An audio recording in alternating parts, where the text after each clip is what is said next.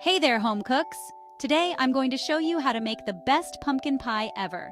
Trust me, after you try this recipe, you'll never go back to store-bought. First things first, let's talk about the ingredients. You'll need 1.5 cups of pumpkin puree. You can use canned, but if you want to go the extra mile, roast a sugar pumpkin and puree it yourself. Next, you'll need 1 cup of heavy cream. This gives the pie its rich, velvety texture. Now for the spices.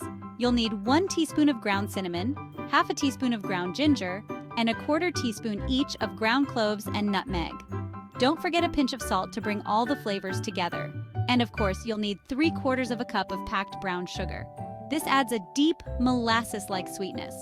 For the crust, you'll need 1¼ cups of all-purpose flour, 1 tablespoon of sugar, half a teaspoon of salt, half a cup of cold, unsalted butter, and about 2 to 4 tablespoons of ice water.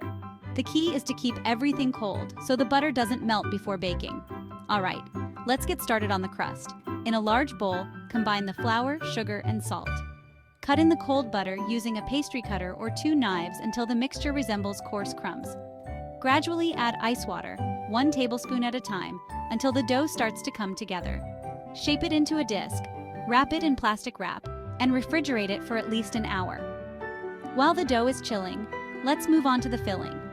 In a large bowl, whisk together the pumpkin puree, heavy cream, brown sugar, and spices. Add 2 large eggs and 1 teaspoon of vanilla extract and whisk until smooth.